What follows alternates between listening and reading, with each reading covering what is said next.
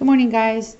Today we are reading chapter 10 of The Man Who Loved Clowns. This chapter is titled The Master Woodcarver. As we stepped inside the shop, I inhaled deeply, savoring the aroma of wood shavings and paint. Punky walked all around the man-sized wooden Indian, trying to figure out if it was alive.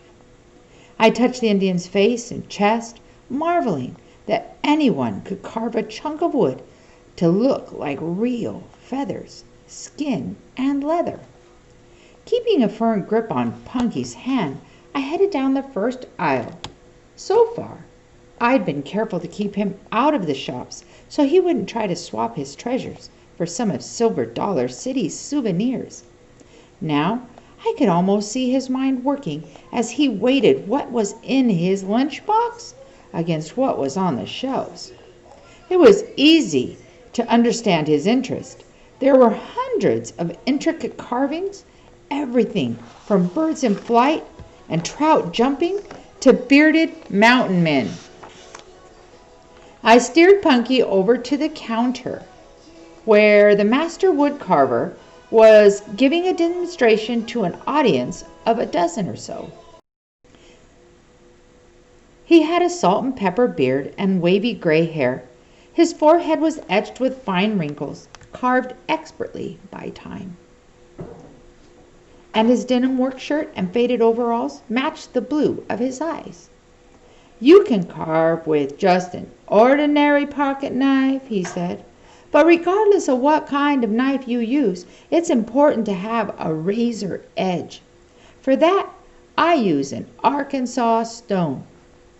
The stone was actually two stones, one black and one gray, pressed together in a rectangular shape. The woodcarver rubbed some oil onto the black side and worked his knife across it, all the time talking in a comfortable, easy drawl. "Basswood is best for carving because there is very little grain and it doesn't split easily. Dried wood is better than green wood. The green has a rosin that dulls the blade." The woodcarver finished sharpening the knife and went on to explain the tools of his trade. "These V-tools are for detail work, like incising lines for stop cuts. This is a veiner for carving folds in clothing." Soon the demonstration ended, and he resumed carving a woman at a spinning wheel. Some of the watchers moved on, and Punky started chewing on his fingers. I stayed glued to the spot. What fascinated me most were the hands of the craftsman himself. Before my eyes, those hands used instruments like a surgeon to create a worn-out expression on the woman's face and a wisp of hair across her cheek.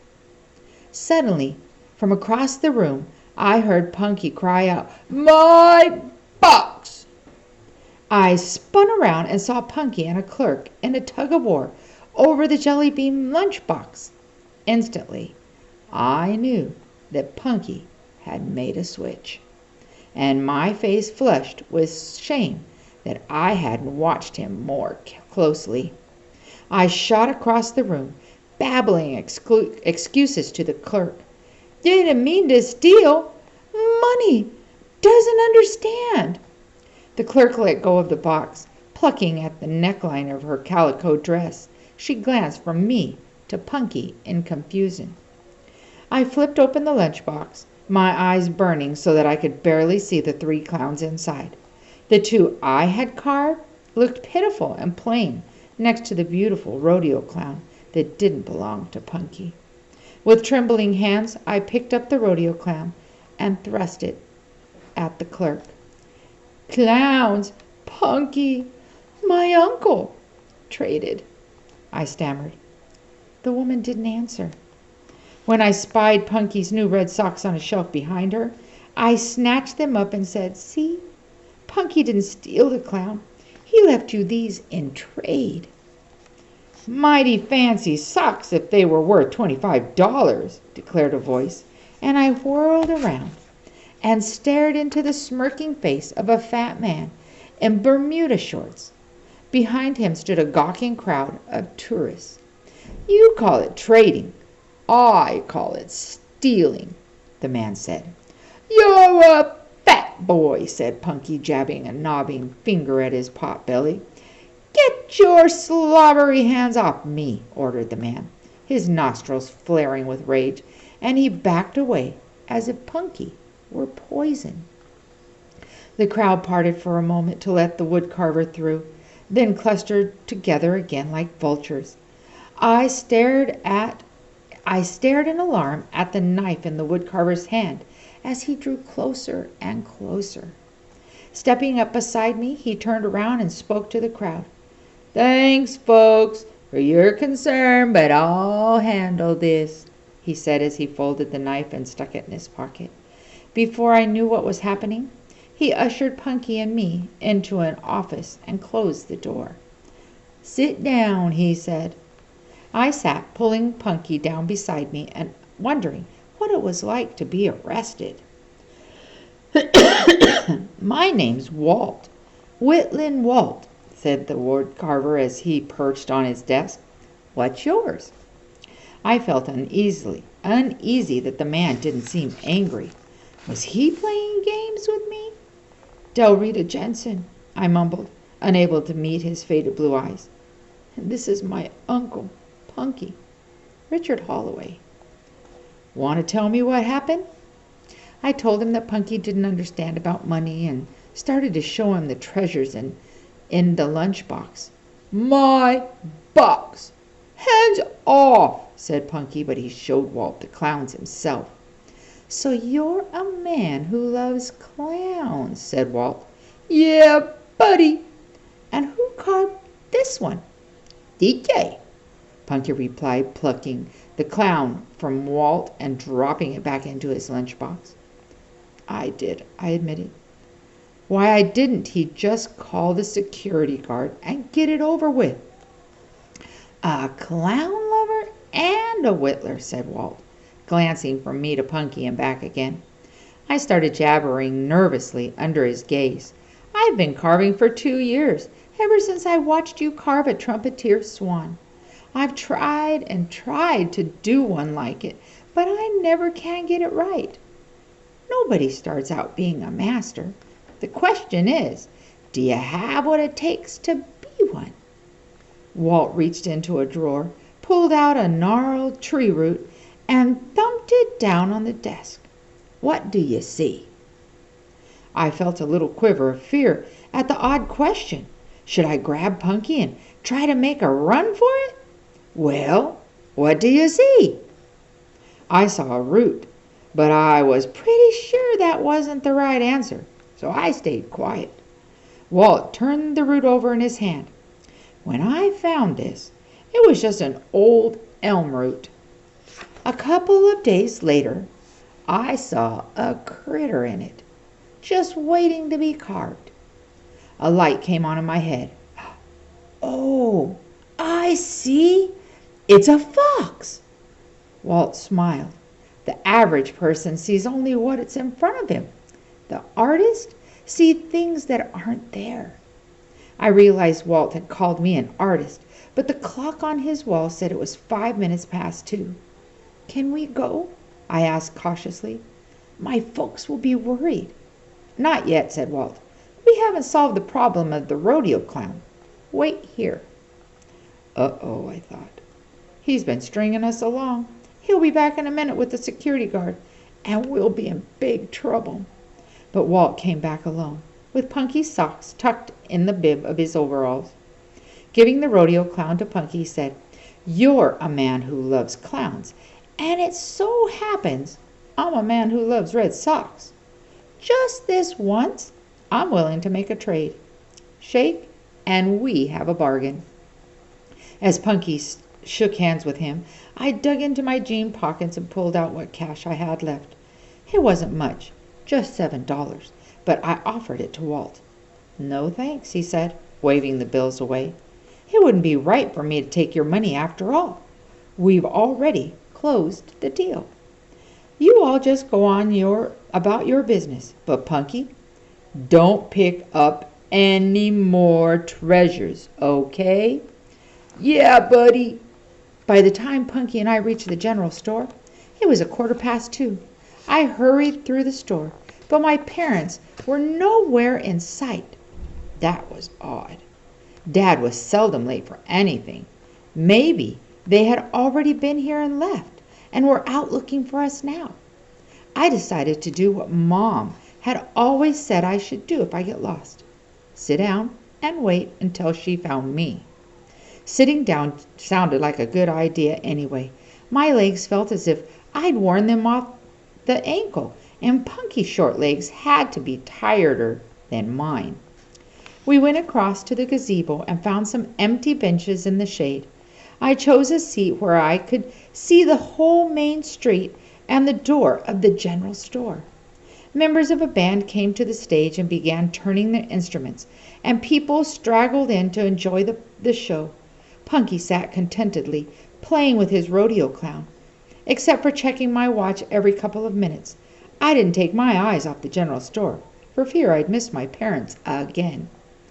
I memorized every crack and every plank on that store, and I was beginning to hate the look of it. The show ended, the audience left, and a new crowd drifted over to claim seats for the next event. Still, there was no sign of Mom and Dad. It was after 3, and I was worried. Even the trailer was loaded with furniture. It couldn't possibly take them an hour to travel 9 miles. I tried to imagine what could have caused my parents' delay. Maybe they were waiting for another roll-top desk to come up for sale. Maybe they had engine trouble or a flat tire. By 4:30, I was downright scared, and Punky had practically chewed his fingers down to the bone. I allowed myself to feel anger toward my parents to mask the panic that was building in my chest. "I'm starved," announced Punky. The only food places within sight of the general store were the ice cream parlor and a little hut where funnel cakes were being fried. "What do you want? Ice cream or a funnel cake?" "Big Mac." "We can't get a Big Mac. We can't get any kind of hamburger right now." "How about a strawberry cone?" "Big Mac." "Please, Punky, have some ice cream from now, and just as soon as I can, I'll get you a Big Mac." "Oh, all right," he agreed, holding up 2 fingers. "2 dips." I was tempted to leave him alone just long enough for me to get the ice cream, but I decided not to chance it. He might try to follow me and get lost, and then what would I do? We bought 2 cones and went back to the gazebo. Our bench was taken, so we sat down on the grass. When Punky finished his ice cream, he said, "I'm tired, DJ. Go home." "I know," I replied absently, stroking the back of his neck. "Want chili and jam." "Me too." "Go home now." "We can't, Punky. We can't go home without Mom and Dad." Punky burst into tears. "I'm sick, DJ," he howled, and I couldn't tell if he was really sick or if he was just trying to scare me into taking him home. "Where does it hurt?" I asked, touching his forehead. It felt hot, and beads of sweat had formed across his upper lip. He was trembling, and when I laid my head against his chest to listen to his heart, I thought it was thumping much too fast. I jumped up, rammed my hands in my pocket, and retrieved the bottle of nitroglycerin. I shook out a pill and placed it under Punky's tongue and tried to decide whether to yell for help. In a moment, Punky grinned wickedly and asked, "Go home now?" And I knew he'd played a trick on me. "You rascal!" I cried, but I hugged him anyway. Punky's faking convinced me that we couldn't wait here any longer. He was exhausted, and that could bring on a real spell with his heart. I had to do something, but what? Who could I turn to for help? Whitland Walt. I coaxed Punky off the grass, and we trudged over to the wood-carving shop. Walt listened to my story and scratched his head. He wrote down my parents' name the name of the auction arena, and the description of our car and trailer. He even asked about other relatives and wrote down Uncle Bert's phone number. Finally, he suggested we wait in the office while he made some phone calls. After about 15 minutes, Walt came back. As soon as I saw him, I knew something dreadful had happened. Every crease on his forehead seemed deeper, and his eyes were clouded with pain. I wanted to put my hand over my ears to block out whatever it was he would say. "Del Rita," he croaked, stopping to clear his throat. "There's been an accident. The trailer. It jackknifed." His voice dropped to a whisper as he said, "Your folks." I leaped to my feet. "They'll be all right, won't they? They're just banged up and the car won't run." I laughed hysterically. Dad's been wanting a new car, and now he'll get one, and... "Del Rita," said Walt, placing both hands on my shoulders and gently pushing me back into the chair. "Your folks were killed instantly.